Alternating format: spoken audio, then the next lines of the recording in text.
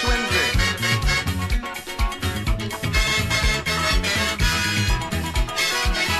Lauren O'Brien leaving, I got Mr. Charming, with all them steel band beating, and woman background shaking. If the bug bite you, baby, then you could come and join me inside the Delhi steel band, jamming with some man woman.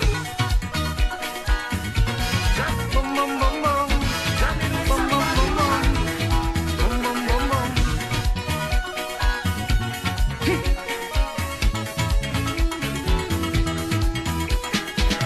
Lauren O'Brien leaving, I got Mr. Jamming, with all them steel band beating, and woman background shaking. If the bug bite you, baby, then you could come and join me inside a Delhi steel band, jamming with some man woman.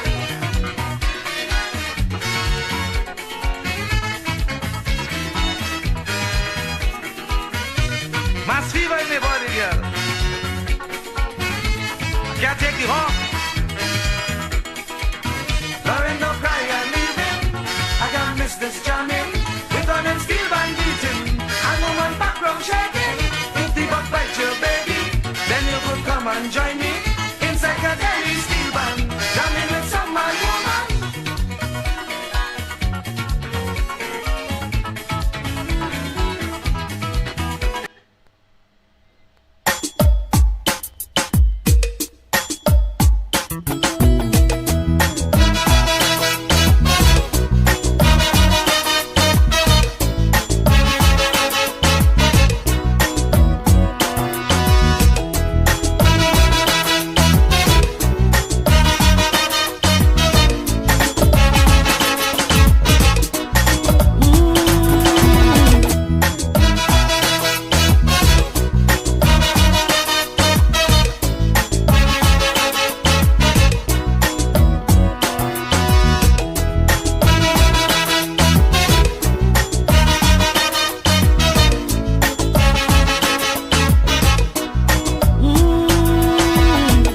The sun rises slowly over the hills.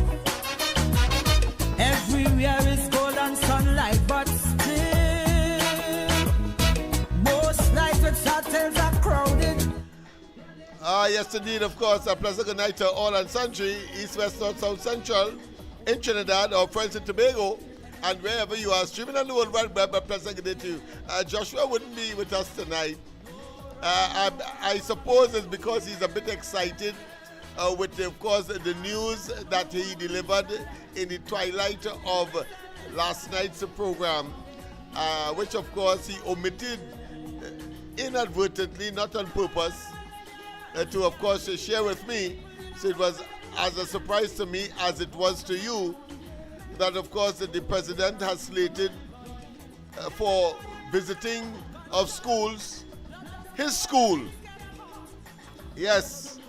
And we clearly would have understood it was because of a promise made last year by the president in a letter to Joshua.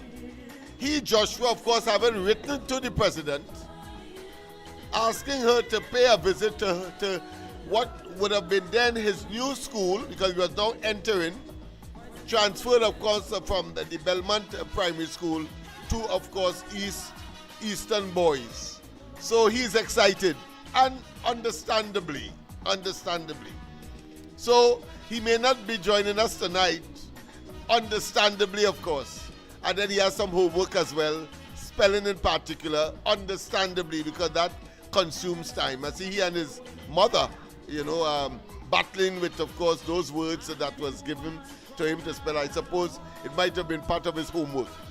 But that being as it may, the music tonight, of course, suggests that Carnival is in the air, because, of course, we introduced the program with none other than the late great, yes, of course.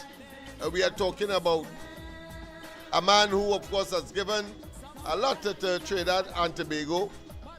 And I'm talking about none other than the man who created Lauren and, of course, missing Trinidad and Tobago and coming back for Carnival. In addition to that, of course, the present music in the background is one that evokes emotions, concerns, but at the same time we do so in the context of on Monday, Tobago will be going to the polls to elect a new administration there, or should I say, to re-elect the incumbent, because we are concerned. We are not just have concluded, but we know that the TPP, the Fali-led party, Tobago People's Party, is better than all, is ahead of all, and therefore will, of course, capture the all 15 electoral district that is up for grabs, up for contention, up for contest in the January 12th, next week, Monday, THA elections. All right, people? But let's take a little more of the concerns that we always would have had on this program for the poor, the downtrodden, vulnerable, and of course communities that have been described by the police as what? As crime hotspots. Listen. Renegades, desperados, forever knocking on heaven's doors. Hear me? Steel band music shatters the silence. Harmony to conquer the violence. Big men run when cops approach, fighting for scraps with the cockroach. Young Turks, they're Turk protecting. Almost every young girl expecting. So tomorrow, bed still a borrow. There'll be another voice from the ghetto. Crying, Lord, crying, oh, crying, yeah. Voices from the ghetto, crying. Pity call, mama, crying. Pity call, papa, crying. Voices from the ghetto. Oh yes, of course, it is with, of course, a continued sad news that I have to commence tonight's program with, of course, information about the burial arrangements, funeral arrangements for, of course, Fish Nikki. Of course, he will be buried, the information I got today, be buried on next Thursday. And all the funeral arrangements, of course, will be conveyed through this program to the Laventille community. I know he's where he hails from, Laventille on the Hill. You know, you have Laventille on the flat, or on the plain, and Laventille on the hill. Well, he's a Laventille on the Hill resident, and Sugar Trace, to be more specific, exactly vertically, probably opposite that of Desperados. So therefore, he by nature would be a Desperados fan, just as I am. For me, it's the best band in the world. They could argue, of course, All Stars. They could argue the other band further afield are talking about Renegades, Amoko Renegades. And of course, the other surrounding bands, whether it be that of court song specialists, whether it's solo, I don't think they call them solo again. I think it's White Oak or something like that. But the fact is, in terms of their sponsorship, but the fact is that in my view, Desperados is the best band in the world. And who don't like it? Well, I know that people will have their different views, and may well want to say no, because the band that of their choice they would like to see at the top of the standings. But I want to say, I think All Stars might have, or Renegades, one of them might have either reached or surpassed by maybe one or two in terms of panorama victories. But that is something we could easily research. I could consult my phone and I'll get that immediately. But that is not the issue here. The issue is that it's Carnival time as well, and I want, of course, the people in East Port of Spain, Laventille, Beetham, etc., to be very cautious. Here in East Port of Spain, we are attempting, in fact, we will be having some discussions with the NCC, the National Carnival Commission, to see whether or not persons who are from the community can be part and parcel of that committee that is called Midtown Committee, where Carnival starts, the Cambole starts Carnival. And of course that occurs right on the greens, just alongside Piccadilly and Prince Streets. And then of course a procession leads from there along Prince Street. And then of course turn right onto George Street, right in front of us here. And then of course it is it culminates on Duke Street. Usually of course the NJAC organization would normally host that particular event to indicate the start of Carnival. But of course, the tremendous history behind that is that, I can't remember the date, but I can tell you, and not even the year at this point, because I didn't plan to talk about it, so I didn't do any, let's say, upgrading of my remembrance of the occasion, except that on one occasion when, of course, the colonial authorities banned Carnival, and there was, of course, action taken to enforce that ban by the police then. Well, the Cambole riots started there because people were saying, no, you cannot stop Carnival. And I suppose it's from there Trinidad and Tobago got its reputation for being the place of Carnival, for being a jolly and what I consider to be pleasant and enjoyable people. However, in recent times, as you would know, maybe the last decade or two, Trinidad and Tobago has now become really a lawless dump. Yes, a lawless dump. That is what this has become.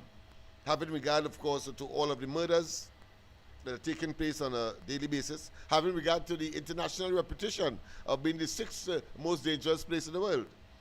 And then, of course, to add insult to injury, we have the distinct reputation of being per capita the only country in the Western Hemisphere per capita higher than the United States per capita in terms of, and any other country in the Western Hemisphere, in terms of terrorists. So we have some work to do. And I will tell you this. Because of the intervention of the present government and the Prime Minister vision, Mrs. Kamala Prasad Bisesa, and having generated the respite that we were looking for and yearning for all the time, but was emasculated and interfered with and humbugged by the PNM and its previous attaching their wagon to an organization or administration that clearly by nature, by normal occurrence, oppress, injure their own people. Yes, I'm talking about the Maduro administration. And we can say without fear of contradiction at this point in time that the PNM was, of course, supporting a fugitive from criminal justice. Let me repeat.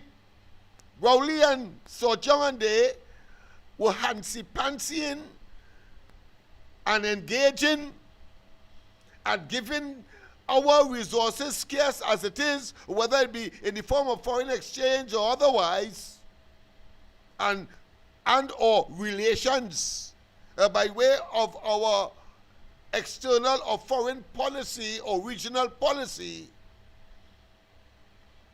was, and we can say so without fear of contradiction, because they would have done that if they were in such a position. So we have to let them know that we understand, because they like to, of course, silo things And then, of course, in the most hypocritical of manner and the most self-righteous of disposition, try to tell us that because the shoes is on the other foot now, and they are no longer in power, trying to tell us that they love us and that our foreign policy is not what it ought to be. And when, of course, they are caught in their own trap of being unable to say what they will do if they were in the present circumstance, so whether it be on the question of budgetary allocations and arrangements and how you are going to treat with your fiscal situation and how you're going to generate income in order, of course, to satisfy the needs, wants, and the general management and administration of Trinidad and Tobago, they go on silent. They get pip. They go silent, they get pip. But of course, to criticize in the most self-righteous of disposition, macabre and evil, desperate and obnoxious, we must make them out for who they are. Make them out. And therefore,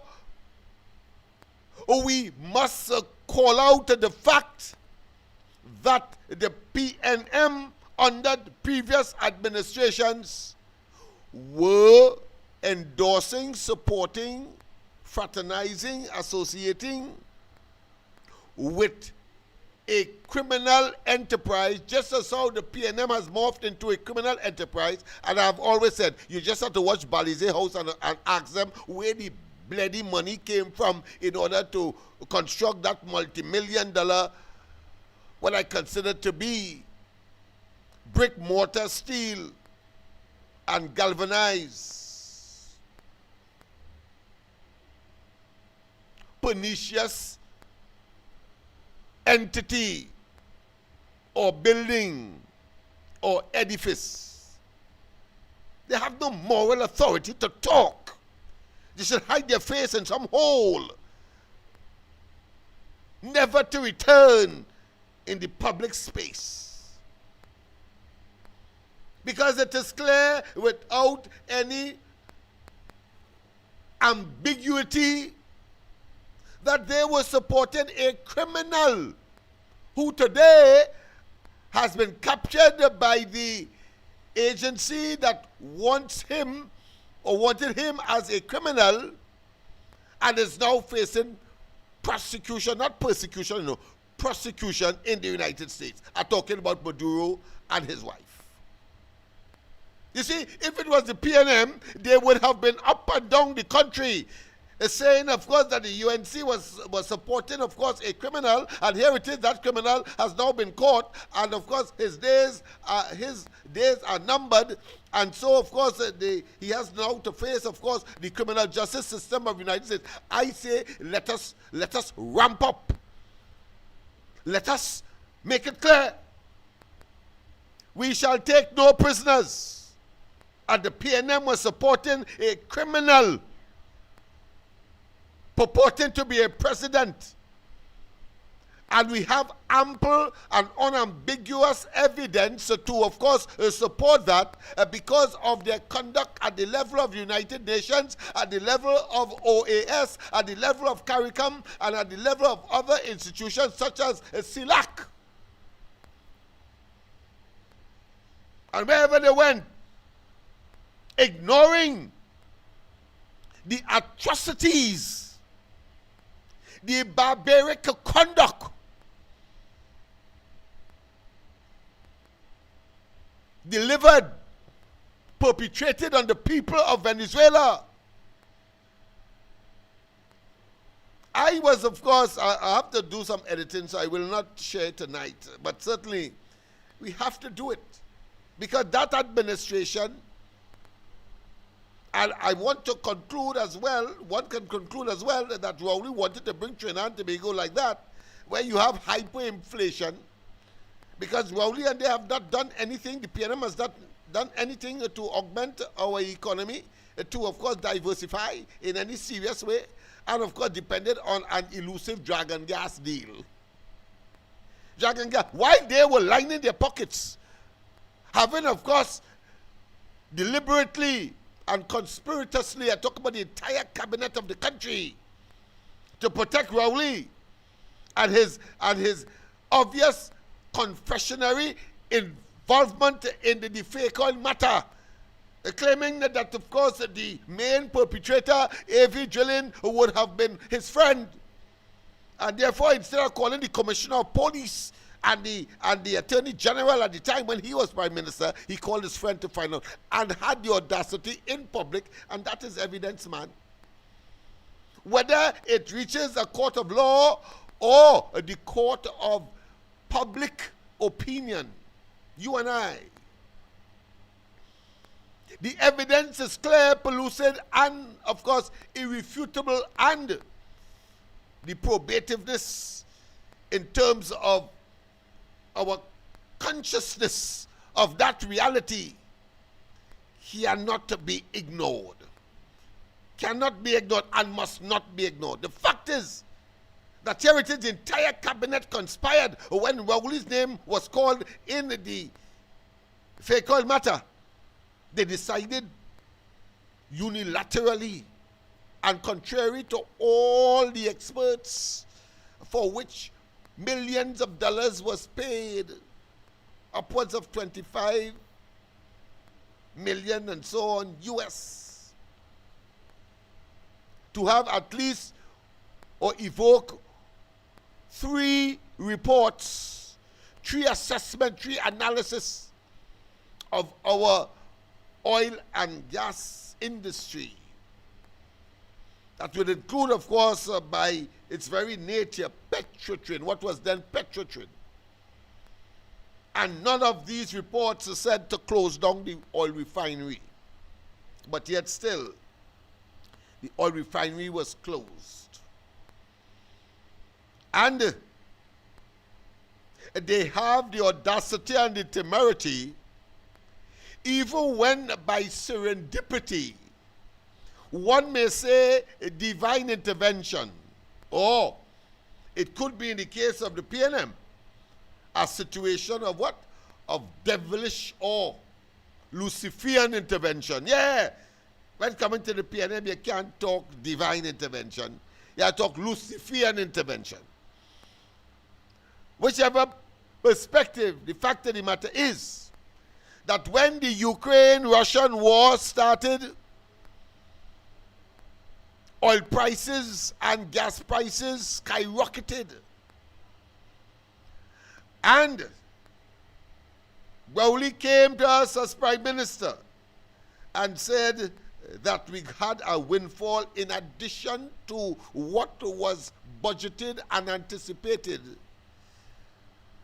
something in the vicinity of $8 billion US, simply on the basis of the increase in price, not in the increase in production, which of course would have brought that number much closer to a point where, as I have always said, Trinbagonians would have been bathing in, of course, US dollars.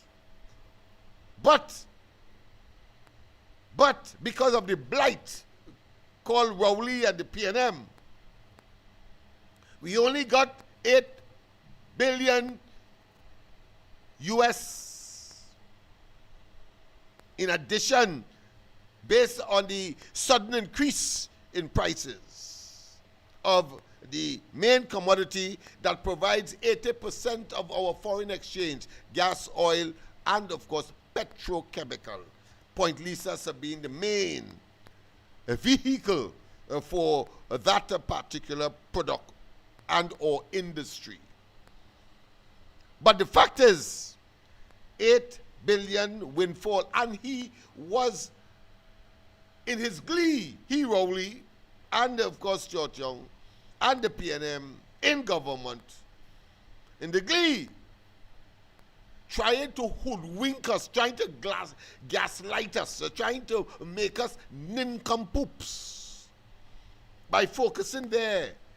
But we on the corridor transformation and elsewhere, like on the ground report, we said in no uncertain terms, well, if you get by virtue of just not increasing the amount of barrels of oil, but just based on what you are accustomed or what you normally will produce, you got a windfall of $8 billion.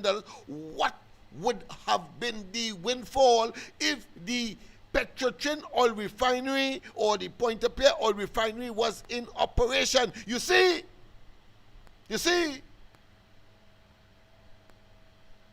they couldn't escape, even though they try with the usual shenanigans and the usual diversion and the usual, of course, hoodwinking, deception, illusionary, and of course, with cacophonous babblings. They could not have hidden what Biden, who was the president of the United States at the time, issued. Whether you want to call it a fiat, you want to call it a rod of correction, you want to call it a warning or an admonition, the fact of the matter is that in the United States, when Putin invaded Ukraine, there was a flurry and a augmenting and a proliferation of oil refineries in the United States, optimizing and going to capacity, capitalizing on the products that the refining of crude oil would have produced. And they were making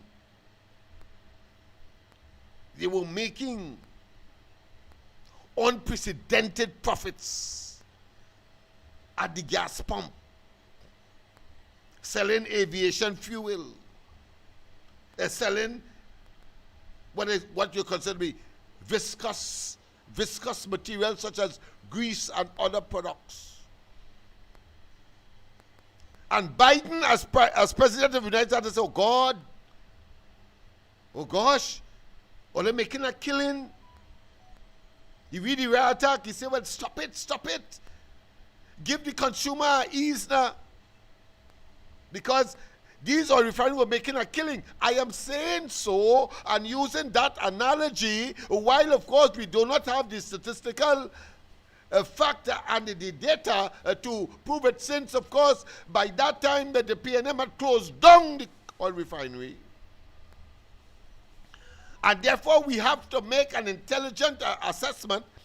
And if they said that on the basis of the current volume of oil that was being produced at the time, the government of Trinidad and Tobago made something, an additional of $8 billion US, and that is the raw material, the raw crude oil. You could imagine what if the oil refinery at Pointe-à-Pierre was up and running, what Trinidad and Tobago would have been raking in at that time.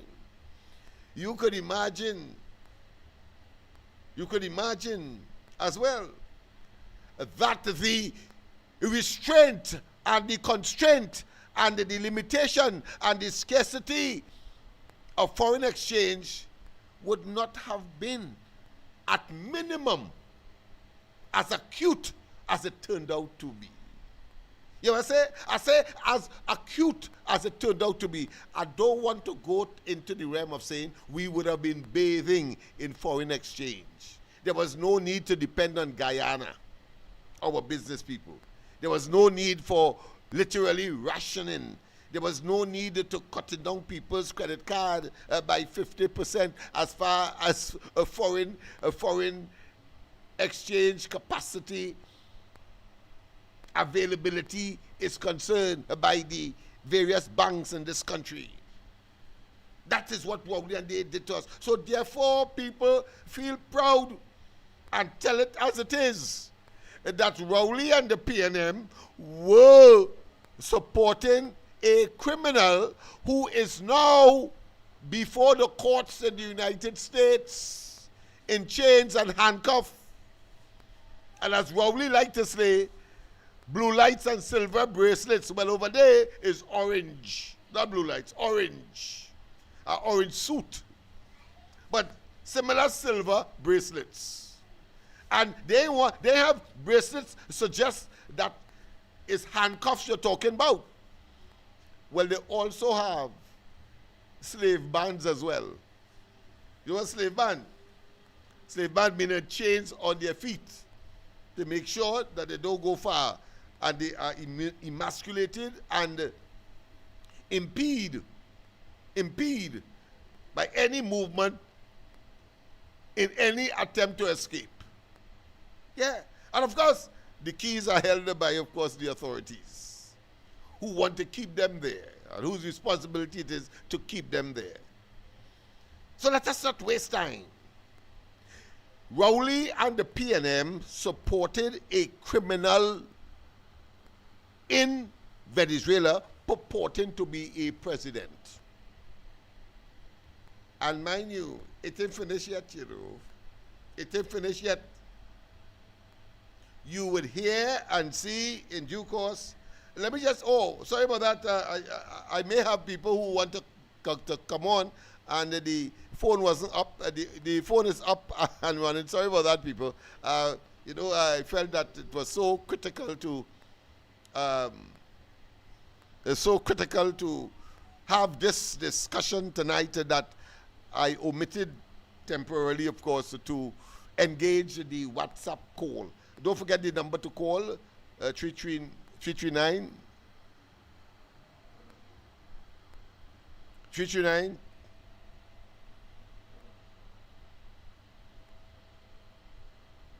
Yes, indeed. Let me make sure that it's coming across the screen. Yes, the 339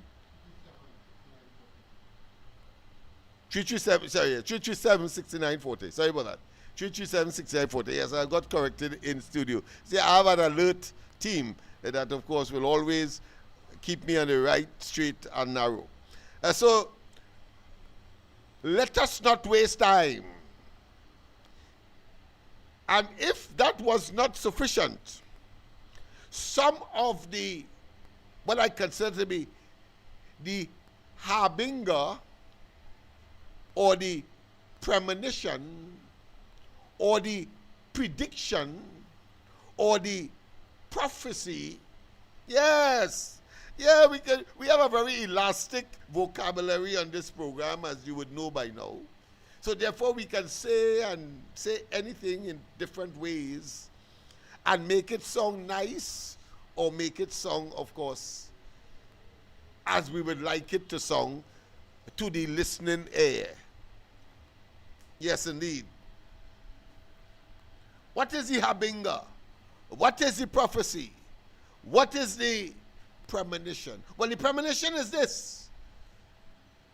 By virtue of the conduct of the Rowley PNM and Stuart Young administration,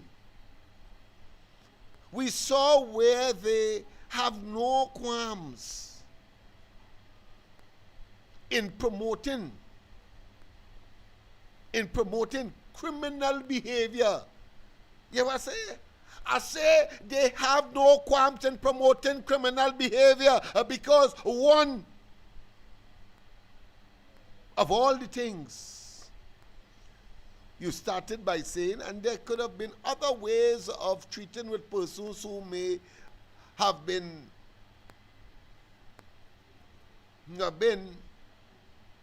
charged or convicted for marijuana.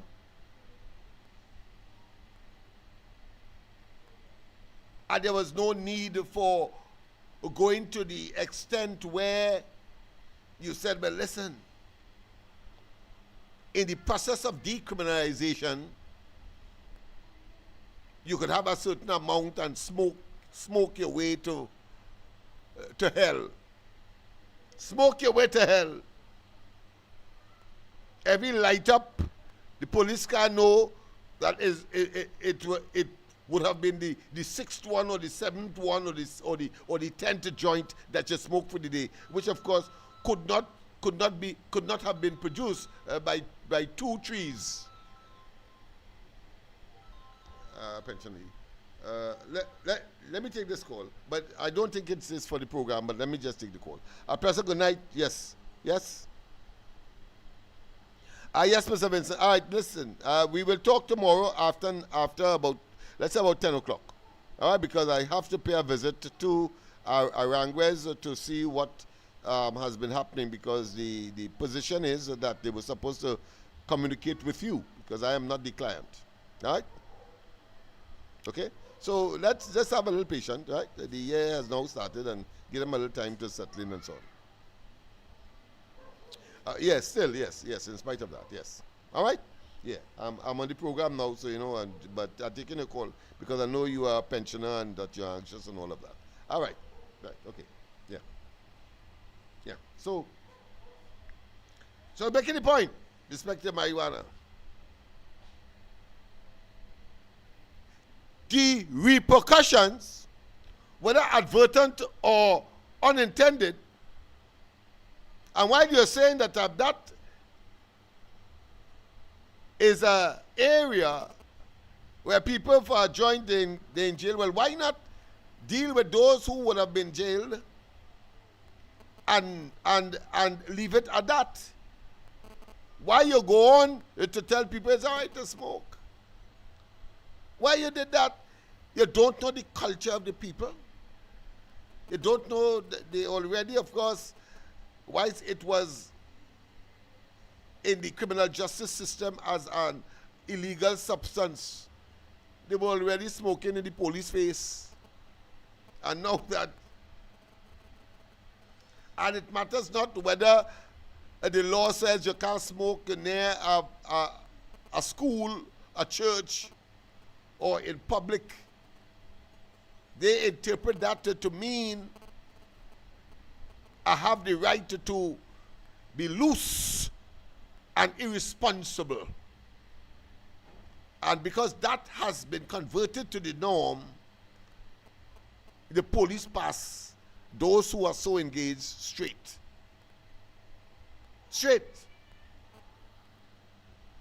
You understand the impact it will have on the proliferation or the increase or the augmenting of crime and criminality in the country. But I ain't finished there yet. When Kamala Prasad Bisesa, as opposition leader, was engaged, of course, in addressing the whole question of home invasion. Remember that? She was criticized unrelentingly by the PNM. They have a different version, because if a man in a mango tree is somebody with a gun, because of course at the same time she was promoting and advocating, as now that she is in government and at the helm of the cabinet and therefore the executive of this country, continues so to do by virtue of legislation, amendment, or introduction. It says let's ease up accessibility to guns and ammunition. But of course the PNM, with its simpleton disposition, let me repeat this, with its simpleton disposition, accumulation of nincompoops, asinine specimen of inhumanity that of course are so blasted obtuse that the level of comprehension of such individuals with that level of dotishness, unfathomable, so that they convert that into meaning that any and everybody will get a gun. It's just as how, and we have to call them out because we want to let you know that it is a bunch of opportunistic political parasites who, of course, will go to any length to misinform, to disseminate fake news. If I sound angry, don't be offended. But there comes a time when you have to call a spade a spade.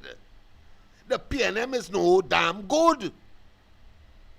They are the existential threat then and is now to Trinidad and Tobago in terms of our advancement. And if you, for one moment you listen to the hogwash and the diatribe and the diversions or the diverse nonsensicalities that they will manufacture from time to time and on a regular basis, you must get angry. A person who does something over and over and expects a different result, they say either mad or they are damn fools. But a person who and or institution that of course is doing wrong and believe they're doing right is extremely dangerous. Well, worse yet, and the PNM must be categorized in this grouping where the group is doing wrong and knows that it is doing wrong because they are not stupidies. They are lawyers and, of course, university graduates and so on in that party. We're only claiming to be, of course, a doctor of rocks. Well, I suppose the rocks might have gone to his head. What I go say again? What about Gonzalez? What about Penelope Beckles? All of them. They say things that are simply incongruent with reality, but it has worked for them for so long that it has become second nature. It has become automatic that they talk these hogwash.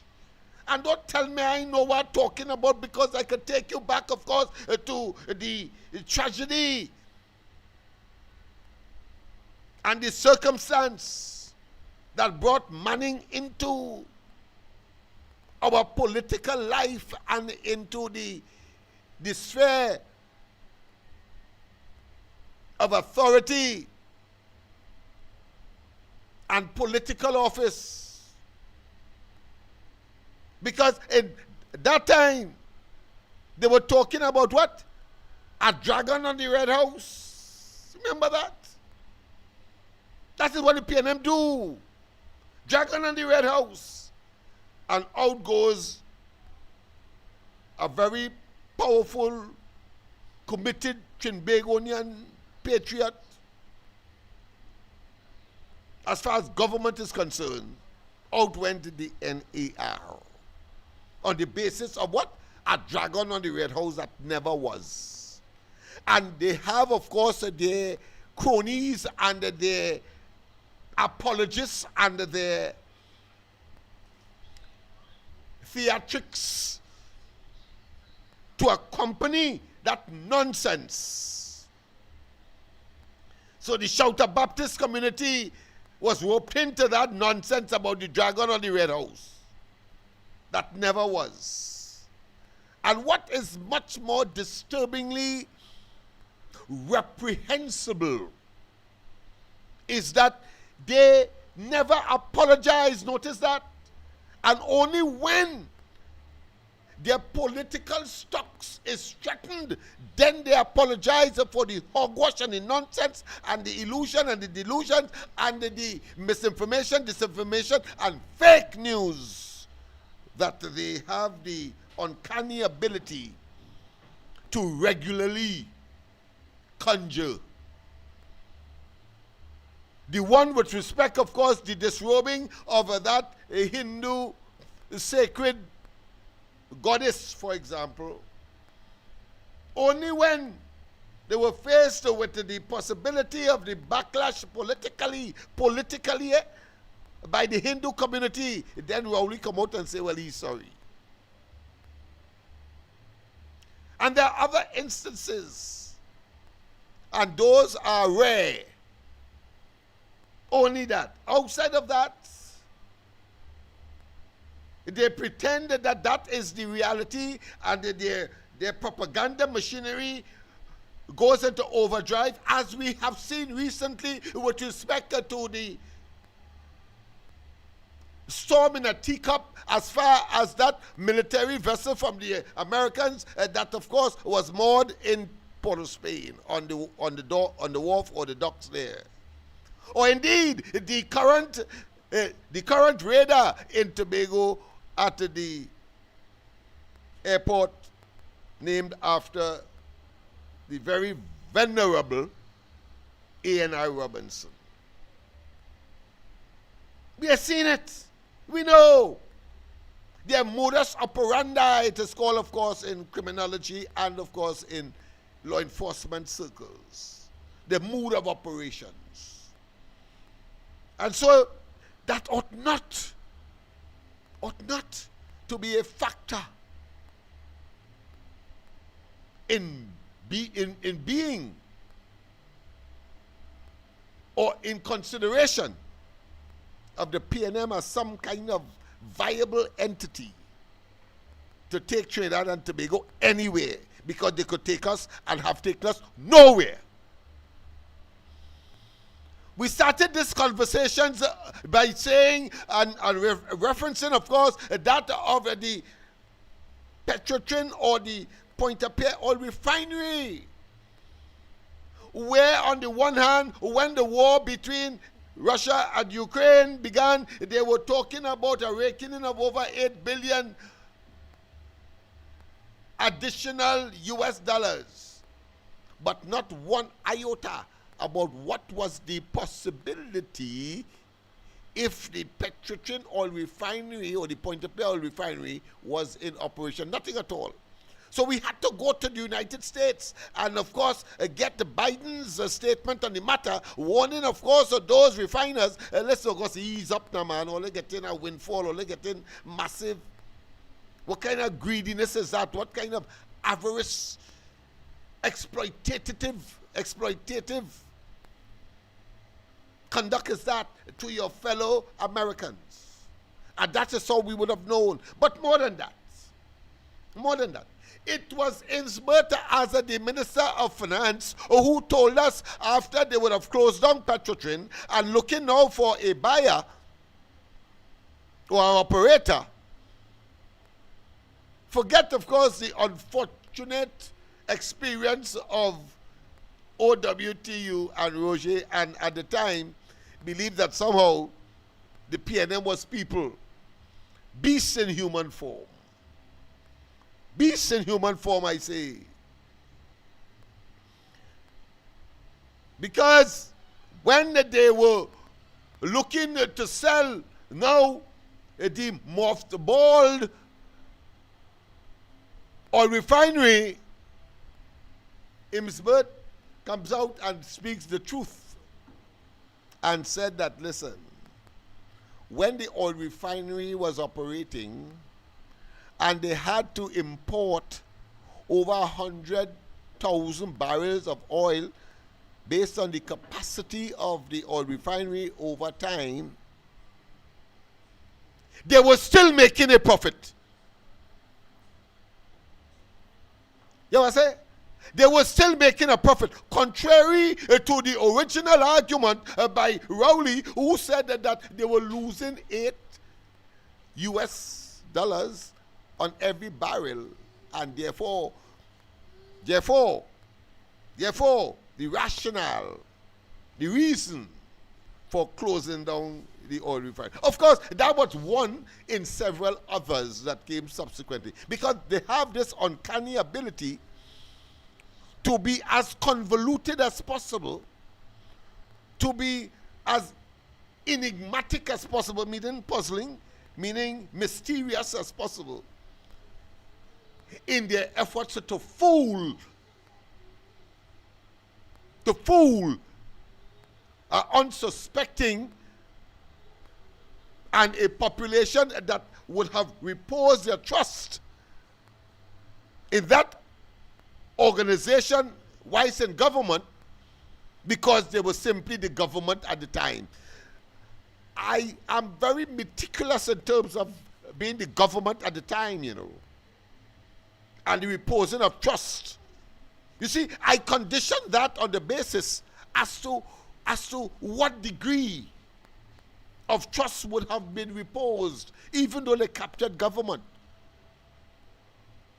23 of 41 seats, the opposition having 18.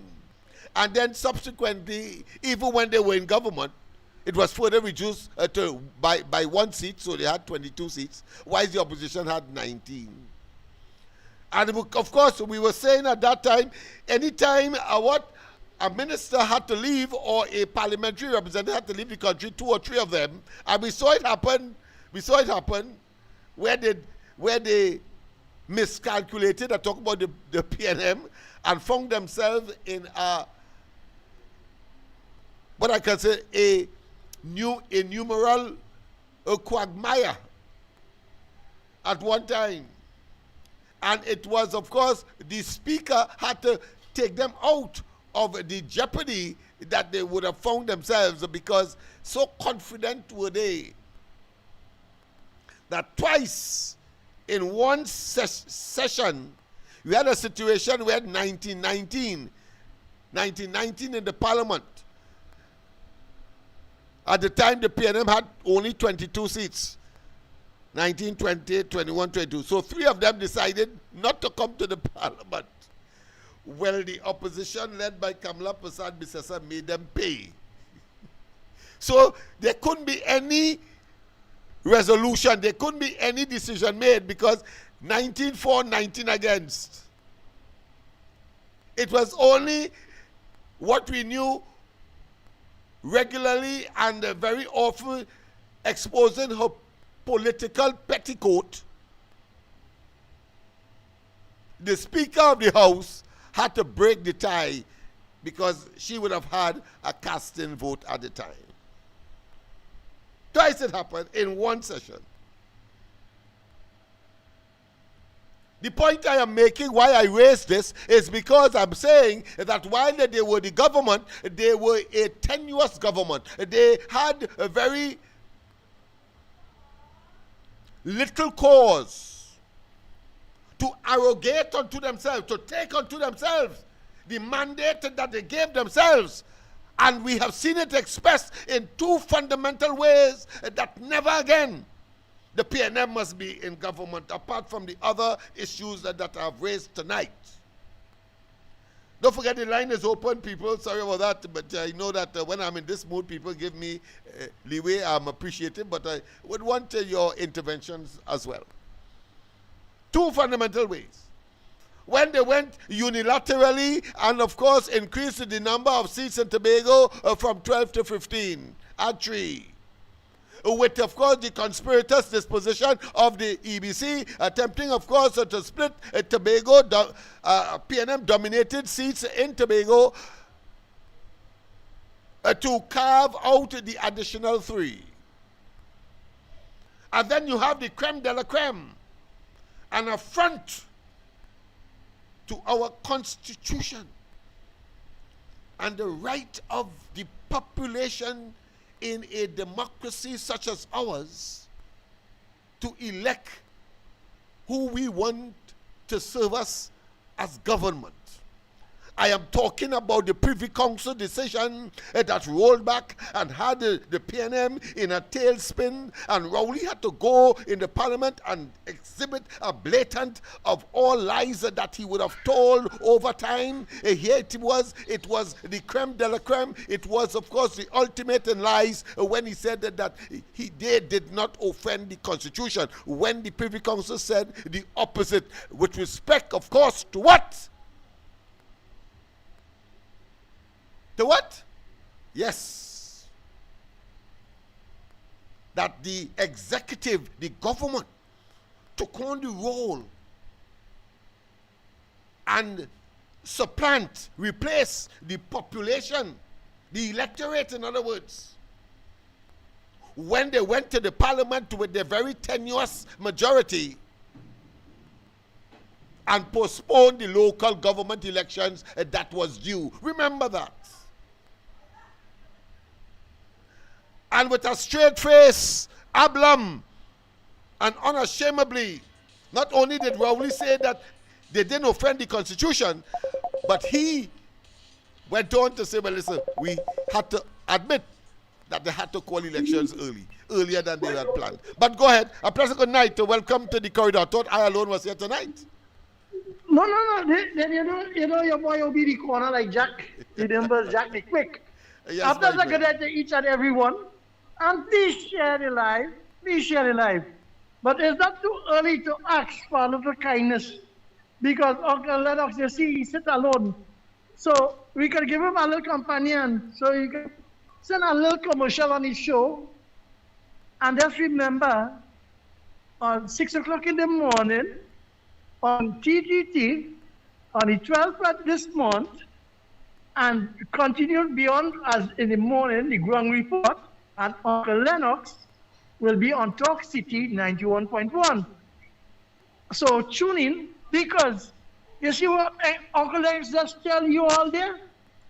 When Rowley went and he tried to bully with the speaker and say he had the majority by the Constitution, and he started watering down to pass the bills to suit him, to dissipate the assets of the state for their own richness. The Lords of England under Farouk Sawari told them they have no constitution right to dictate and tell the electorate, right, and take it away their voting rights. Is the citizens have the right to vote for what they want by the polls. And after that, Uncle Lennox, I only hope you remind the listeners that Rowley and the EDC, when it stole the steal election, and Rowley tell them, we will have no celebration tonight, or go home. Sean Rowley was watching them, we win by, and they walk off, because the EBC handed them. Then after that, to come to see that the appeal court in Trinidad and Tobago, led by the same Chief Justice who get an apartment, a condominium for his girlfriend who lived Johnson something in England, asked for immunity. That same justice gave the ruling and say that they were wrong after the election result, and that's what I mean. So people, what Uncle Lennox is telling you all and explaining, that the PNM, after 10 years, and they moved God from Trinidad and Tobago, just imagine, this is the land of the Holy Trinity, all three in one, the Father, the Son, and the Holy Ghost. They had put a gag order on the praying community, all the born-again Christians, small churches, imams, temples, and just imagine a bishop at the time, he was in politics. And then a priest of a deacon was in politics, that is Harvey. And Harvey having to run to Barbados and forfeiting his seat. I should tell you the level of, how you put it, the big word, you put in that big word that the PNM show an animosity or something like that. They show to the people. Animosity, yes. Animosity, yes. Yeah. And I just like to say, the PNM organization is like the slave catchers in 1752, who went in and captured the African brothers and sisters and put them into the New World on the ship and them without food and just a little bit of water, because the tolerance level, and bring them and work them to a pulp. And then in this Caribbean, when they put them on islands to survive, thinking that they were dead by the hurricane belt and had nothing to eat because of the high tolerance level, in Trinidad here, they survived up the Caribbean and Trinidad here. And then it had a wise man who tell himself he know how to fool them. And generation after his successors, Madam Eric Williams, they keep fooling the African diaspora. And today you're seeing when they thief the election, they obstruct the election, we don't have local government reform up to this day. Right? And then they implement a property tax, put a bully tax of $5,000, a big whip, and people stayed quiet. Senior citizens run unpaid because they say they have nowhere to go and they're too old to sleep on the side of the road. So the PNM, after 10 years of thieving and telling the African diaspora, we will celebrate African emancipation. And then the African diaspora who have the emancipation head never stand for the same people. So under the Constitution, where Keith Rowley take and turn it to his likeness to dissipate the asset, the wealth, and the excusers to thief out and perforate the money out of the treasury. Right?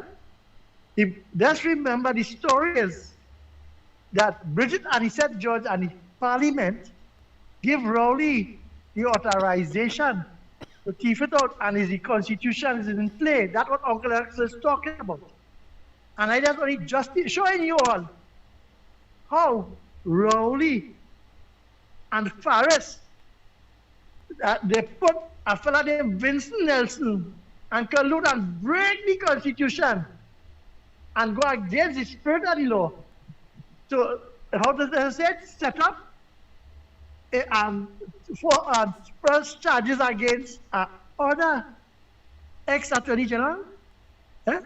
So there's a show now, that one is that they had no respect for the Constitution and law. So Uncle Lennox, I want to cross the PNM tonight, but I understand Penelope Beckers, right? It's not the same PNM in Tobago. Only for this, right? So who is the general counsel of the Tobago PNM, right?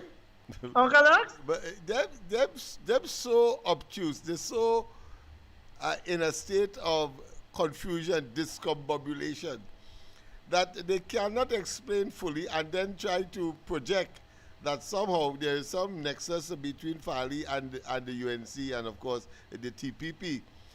But trying to hide the fact that PNM in Tobago and PNM in Trinidad is one and the same. And, in fact, PNM in Tobago is a branch of the Trinidad PNM.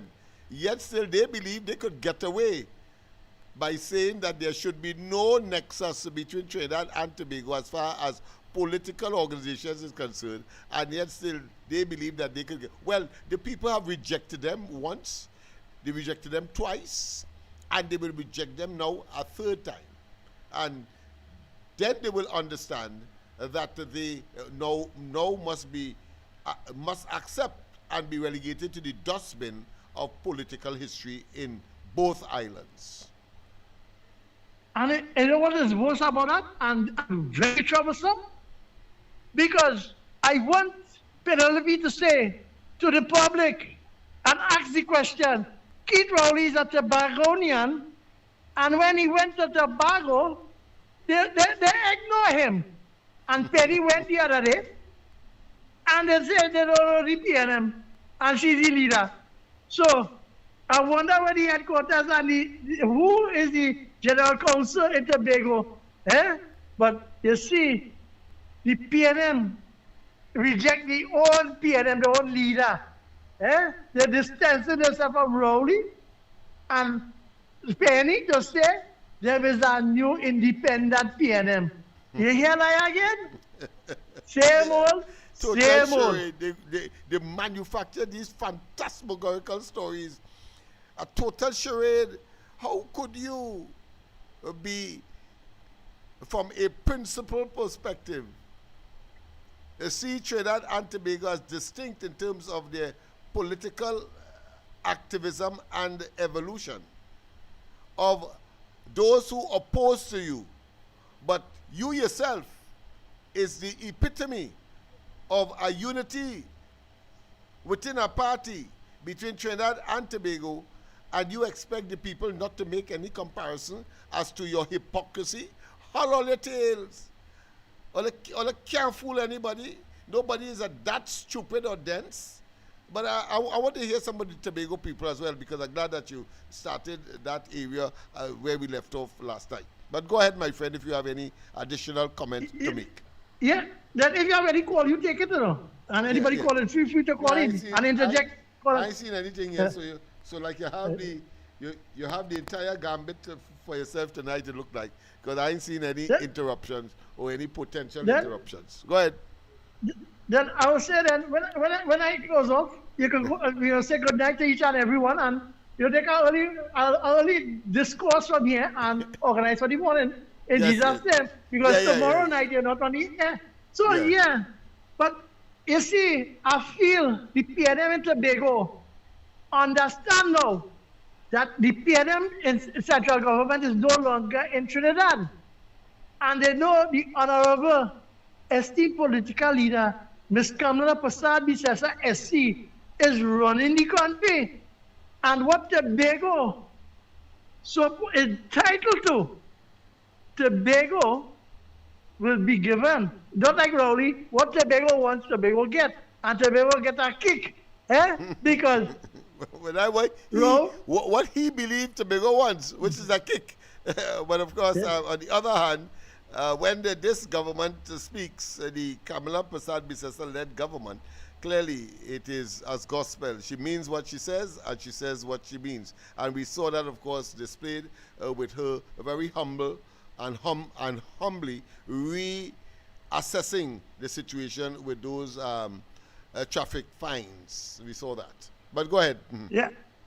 So in Tobago now, right? Now, I'm not talking for Tobago, but I'm just doing an observation from looking in from outside, right? So the PNM Tobago get to realize that Mr. Farley, the chief sec, no disrespect, the chief sec, Mr. Farley, that is the right way, sorry, right, know that he's going to get a partial autonomy to start doing things to better Tobago and to run the Tobago affairs. So they now want to be an independent PNM so that Penny will have no say and Rowley will have no say to say who to rent the building from, who to go and rent from, and close on what the state have, and who to do business with, to pilfer the money out. So they want to do it themselves. Because if they have questions to ask, answer, and you see before under the PNM was there, they had no audit report, and then the same contract at the $58 million was questionable. The PNM does only document it, and there was always say, run to the police. But I want the chief sec, Mr. Farley, to really let loose the dog of war, on them, and really audit and see where that $44 billion disappeared to it. Because, Uncle Lennox, I is so wondering that these people who represent the PNM and talking, like if people brains, like in Trinidad, you know what is this plan? The plan is the ground report. I was in my car and rain was falling, so I come out the shelter. Yeah! That is the divestment plan. And people run with that.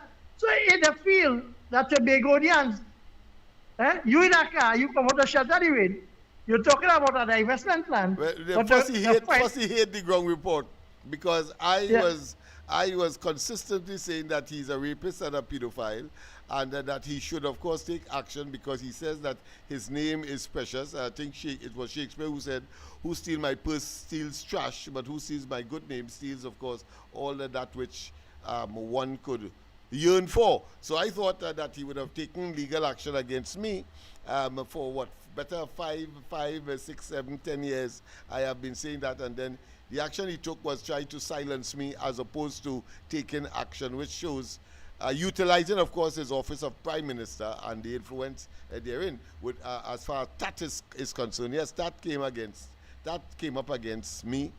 Rather than Rowley, and Rowley telling them, listen, leave that man alone, in other words, because he said that he don't want anybody to fight his cause for him, because there was somebody from one of the government information departments that was under the office of the Prime Minister, he, Rowley being Prime Minister, who wrote a letter to the radio station that I was attached to, and said that he wants a copy of what I said about the Prime Minister because it's a lie, etc. Well, the Prime Minister turned and tell him he don't want anybody to fight the cause for him. He's capable of fighting himself, but never, of course, pursued it. A bloody coward. But go ahead, my friend. Any closing remarks? Yeah, and one of my friend, Kwabena, who sent the letter and then withdrew it. Yeah. So, that's right. Yes. On behalf of Stuart Young, a bunch of cowards, but pretending only in office that what they are, they're really not. And that is to say, competent. They are not competent. They are not patriotic. And they are about really selfishness, avarice, greed, lining their friends, family, and themselves pockets, and to hell with the population in terms of the management and the equitable distribution and the peace that is required in order for the country to evolve smoothly and seamlessly. Go ahead, my friend. Then I will say a pleasant good night to you, but I want to say, to let the listeners know that when Parliament resumed, that the honorable cabinet, led by our esteemed political leader and Prime Minister, will be introducing some bills and amendments that when they issue a ticket will be the first warning.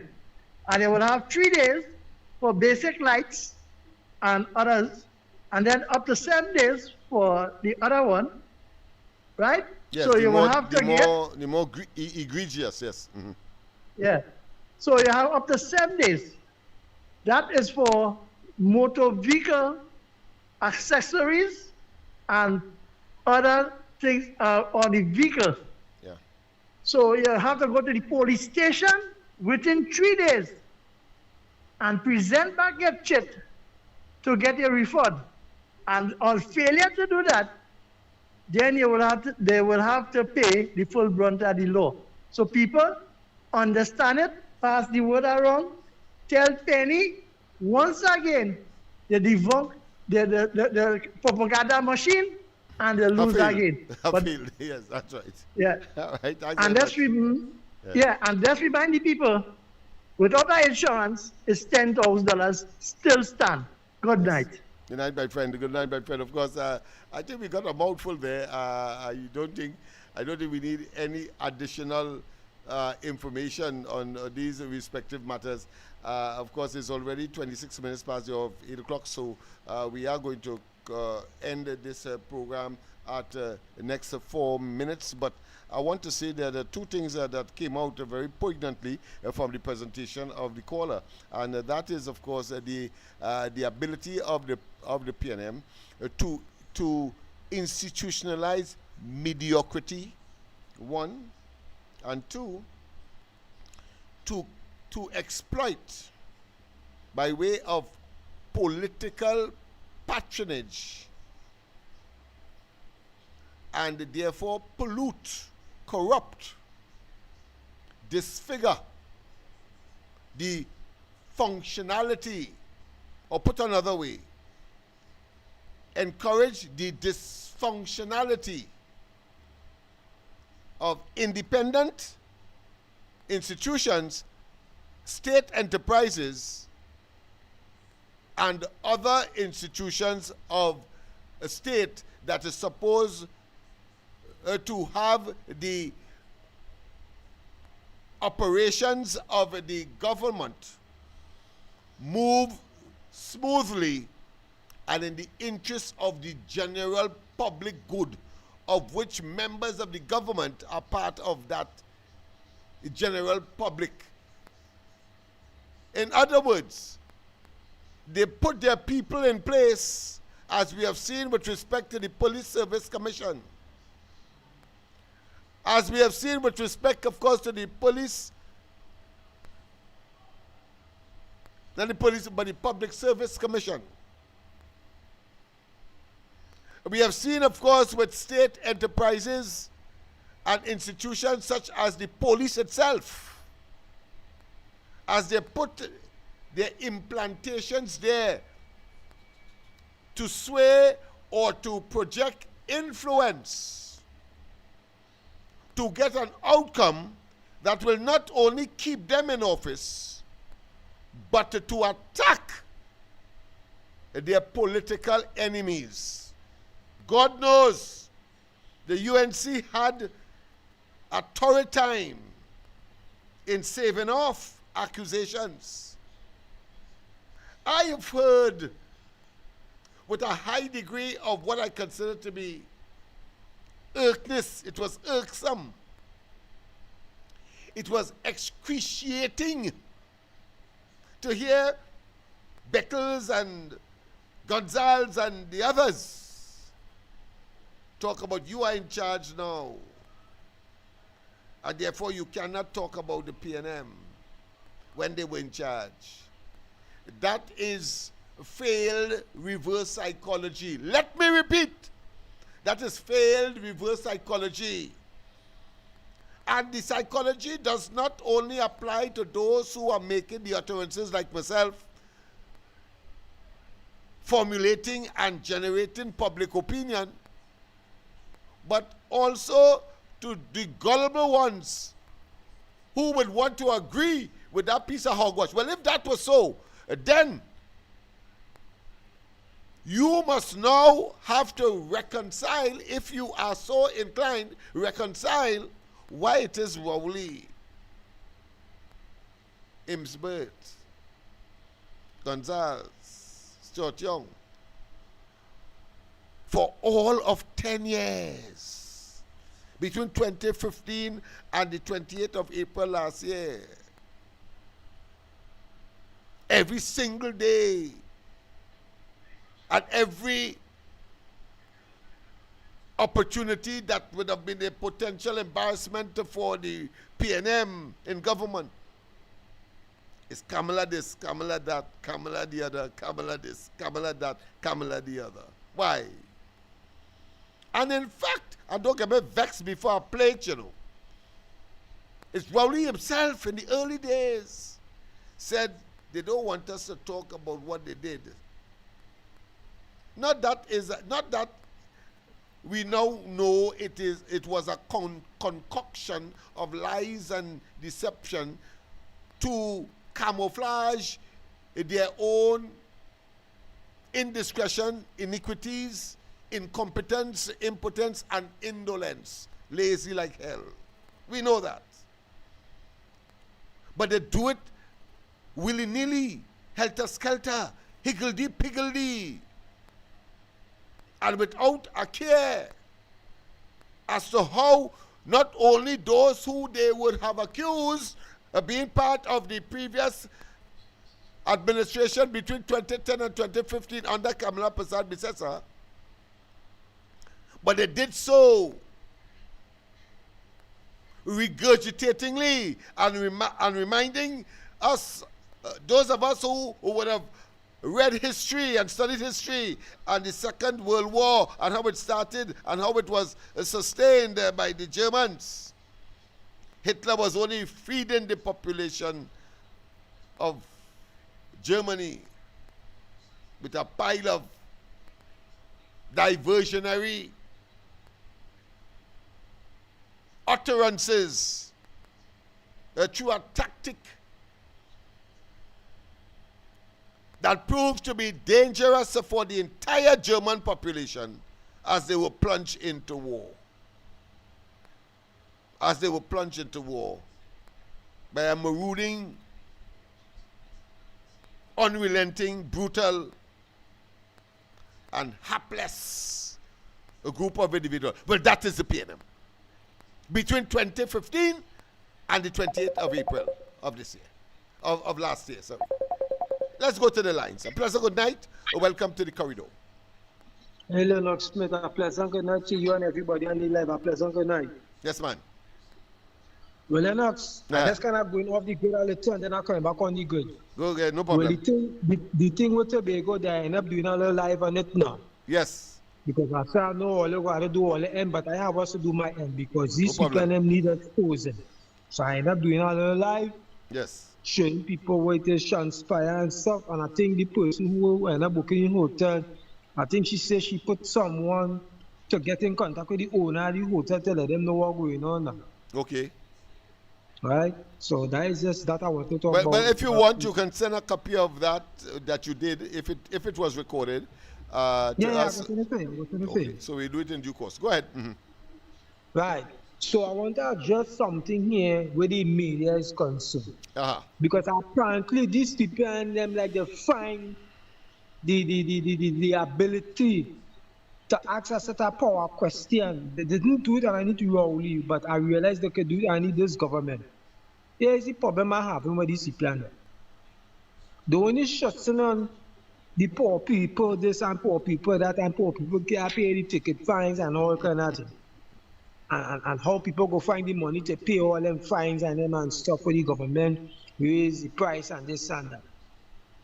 And the simple thing the minister, I think it's transport, whatever his name is, Yeah, Zachary. Eli Zaku, yes. Minister of Right. Transport and Aviation, yes. Lennox, I don't know how Trinidadians can understand something as simple as this. Do not break the law. If you break the law, you will pay a fine. What English class you have to go for them to teach you that simple phrase? Do not break the law, otherwise you will pay a fine.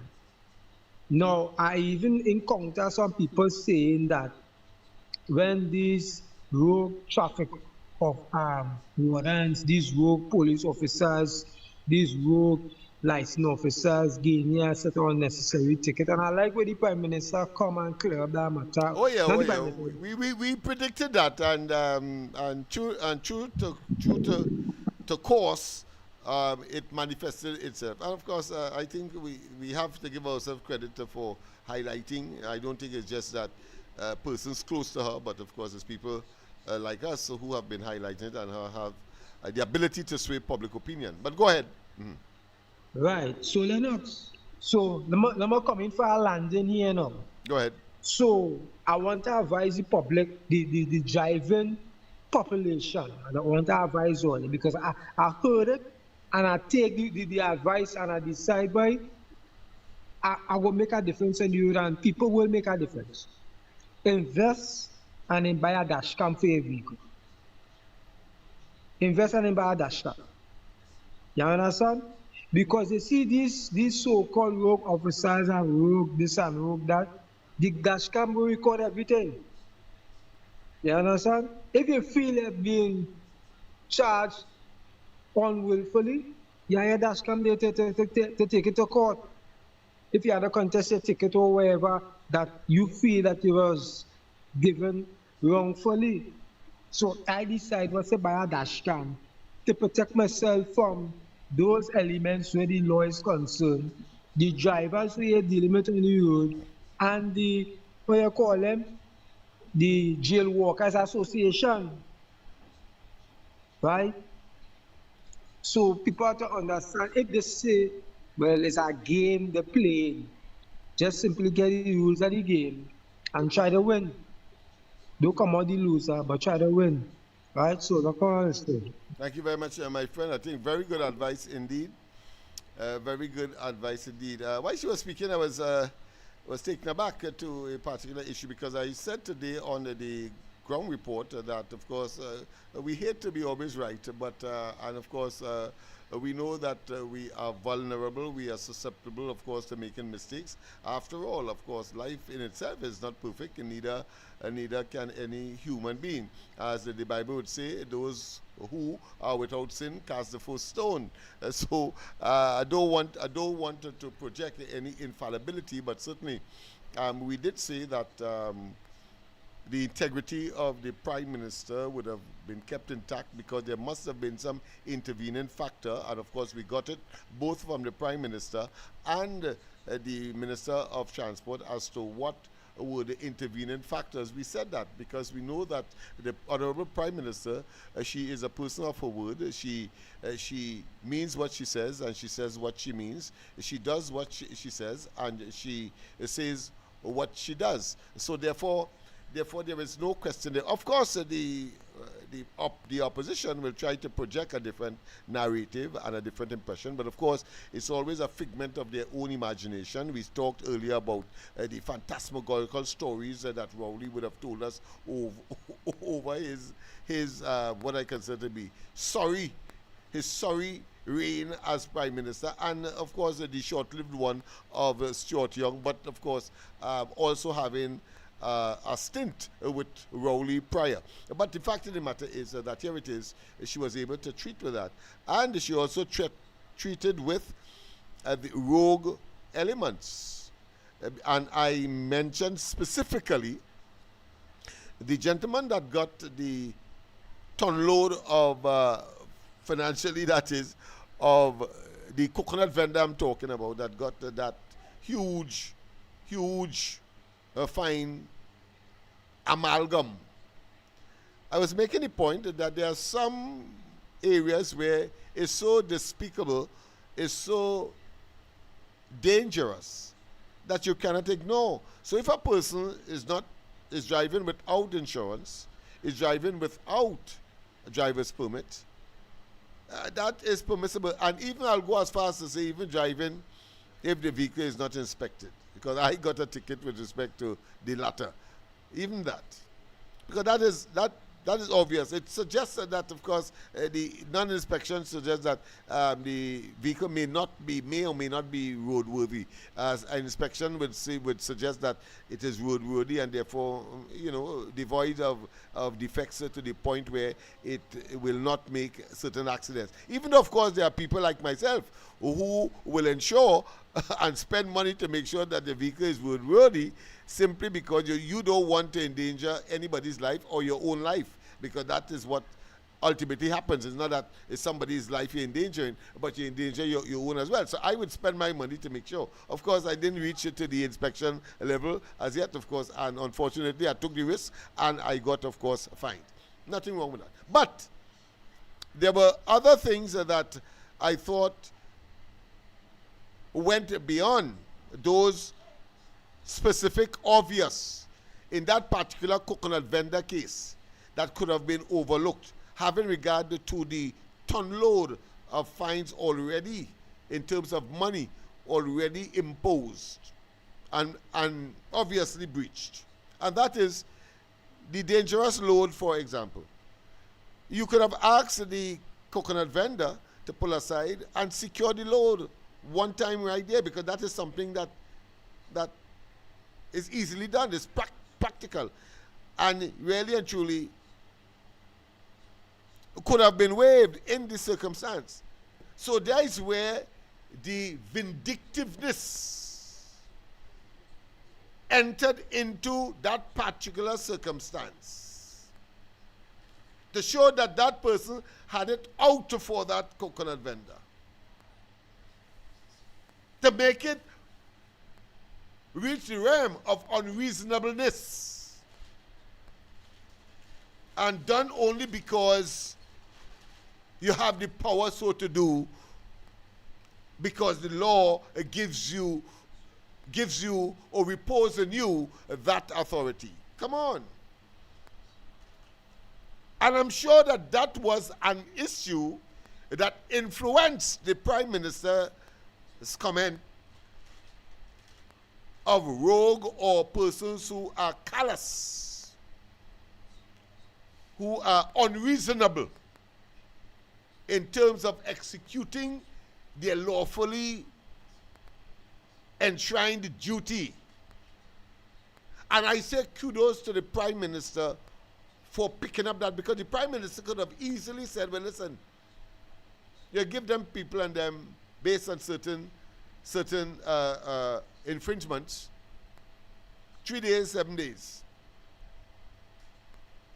That's it.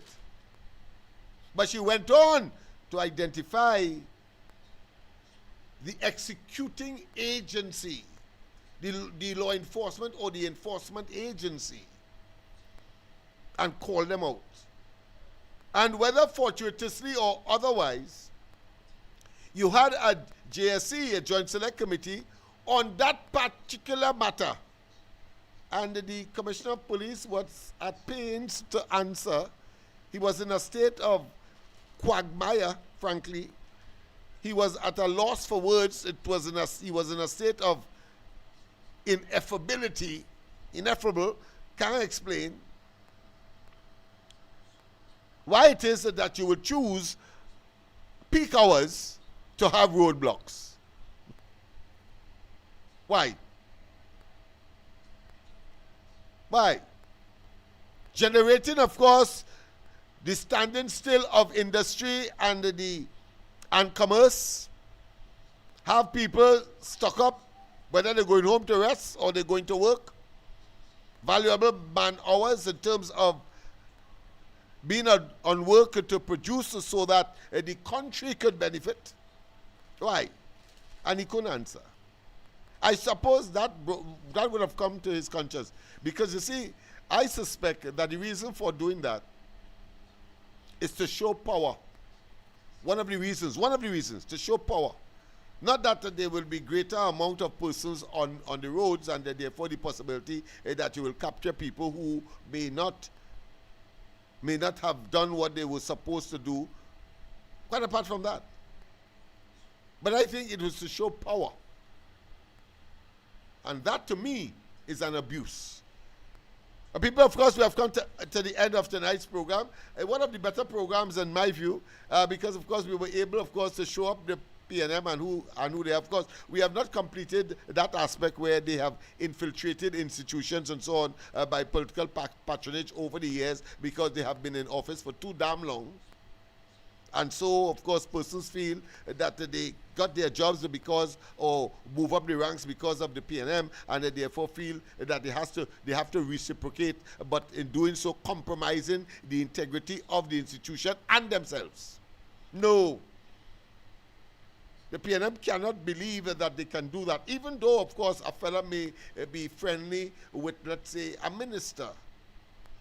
Or a minister knows a licensing officer, and therefore that licensing officer is prepared, of course, to cover up or to take action that will, of course, demonstrate that they are acting beyond the principle of objectivity. As we saw, of course, with those licensing officers that went after Fali's secretary, or one of the secretaries in Tobago, and generally the way how the police in Trinidad went and evicted, of course, those persons on lands that were supposed to be retained for the expansion of the A&I Robinson Airport. Those are two glaring, but of course, in Trinidad itself, we have had that all over the place. The police go into a poor community that they consider defenseless, cannot defend themselves. Defenseless not in terms of guns, but in terms of going to court. And therefore they abuse their authority. So we have had that. Right, people? But of course, we have come to the end. Don't forget, tomorrow night is my night, Friday night, so I will be at Spargos, yes. But of course, Saturday night, we will continue with this and others. By that time, we'll have a little more for you on the Tobago situation. And Tobago, get up yourself. I would like to hear from you what is happening in Tobago, whether it be from Mother Bernie or indeed Silver Fox.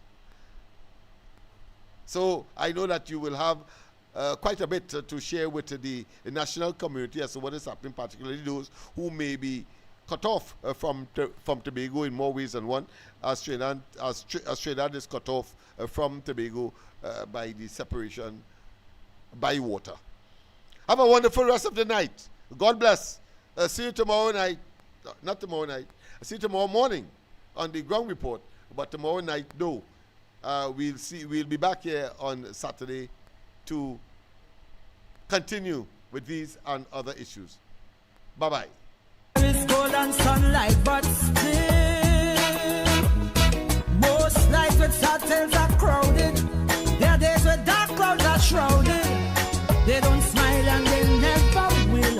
Only volunteers get the fill. Empty promises is what they hear. No running water from year to year. Hearts that no one desire. That if there is a Messiah, someday he'd hear their whispered prayer. Covered always bare and scanty. 10 people in a one-bedroom shanty. Forced to sell on the pavement. No vacancy, no employment. Cattle firecracker from gunshot. Blood does flow when things get hot. Afraid to look out the window to hear voices from the ghetto.